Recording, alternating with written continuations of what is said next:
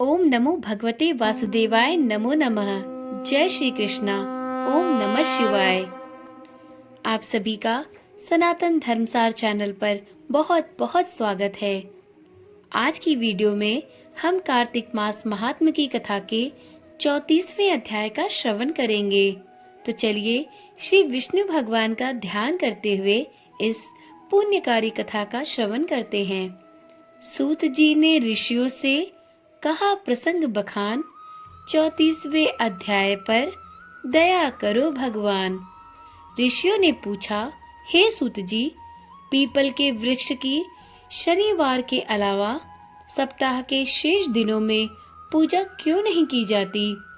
सूत जी बोले, हे ऋषियों, समुद्र मंथन करने से देवताओं को जो रत्न प्राप्त हुए, उनमें से देवताओं ने लक्ष्मी और कौस्तुभ मणि भगवान विष्णु को समर्पित कर दी थी।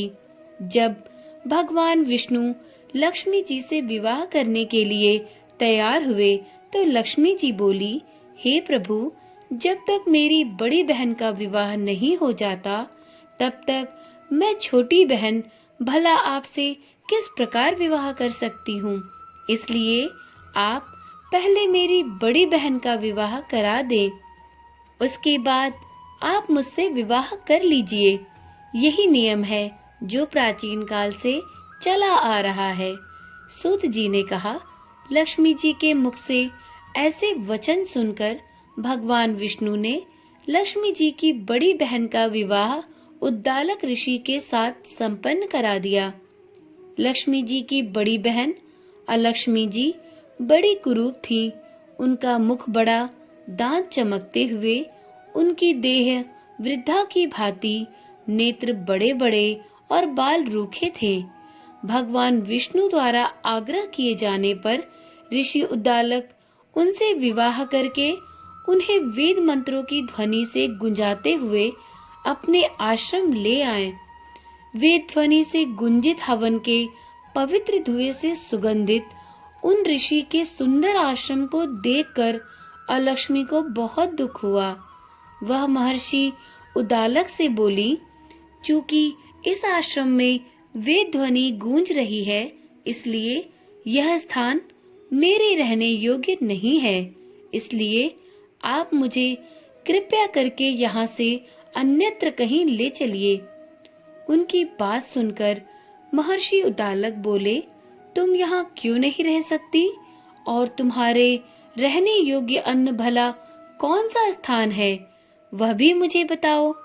अलक्ष्मी बोली, जिस स्थान पर वेद की ध्वनि होती हो, अतिथियों का आदर सत्कार किया जाता हो, यज्ञ आदि होते हो, ऐसे स्थान पर मैं नहीं रह सकती। जिस स्थान पर पति पत्नी आपस में प्रेम से रहते हों, पितरों के निमित्त यज्ञ होते हों, देवताओं की पूजा होती हो, उस स्थान पर भी मैं नहीं रह सकती। जिस स्थान पर वेदों की ध्वनि न हो, अतिथियों का आदर सत्कार न होता हो, यज्ञ न होते हों, आपस में क्लेश करते हों, पूज्य वृद्धों, सत्पुरुषों तथा मित्रों का अनादर होता हो, जहाँ दुराचारी, चोर, पर स्त्रीगामी मनुष्य निवास करते हो, जिस स्थान पर गायों की हत्या की जाती हो, मद्यपान, ब्रह्म हत्या आदि पाप होते हो, ऐसे स्थानों पर मैं प्रसन्नता पूर्वक निवास करती हूँ। सूत जी बोले, अलक्ष्मी के मुख से इस प्रकार के वचन सुनकर उद्दालक ऋषि का मन पूरी तरह से खिन्न हो गया।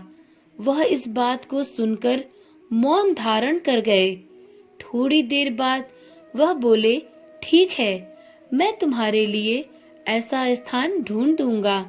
जब तक मैं तुम्हारे लिए ऐसा स्थान नहीं ढूंढ लेता, तब तक तुम इसी पीपल के नीचे चुपचाप बैठी रहना।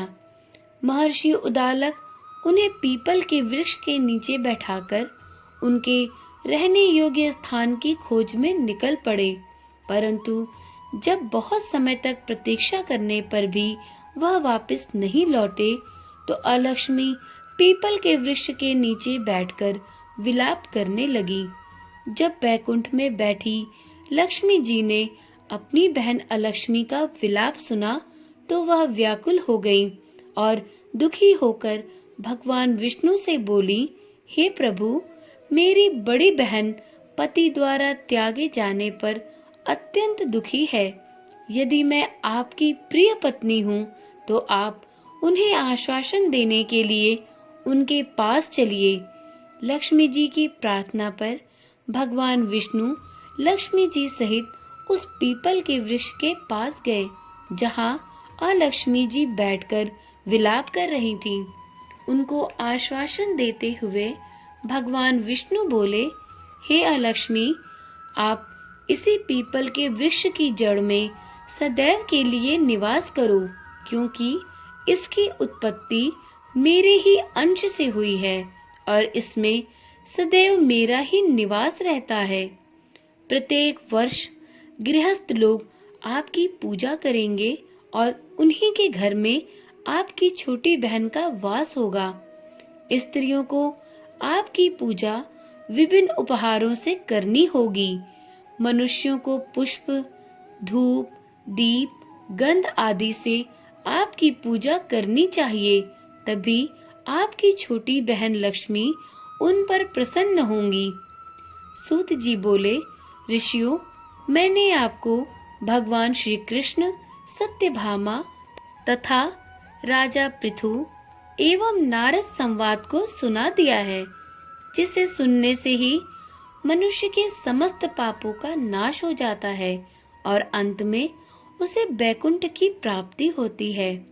यदि अब भी आप लोग कुछ पूछना चाहते हैं तो अवश्य पूछिए, मैं उसे अवश्य कहूँगा।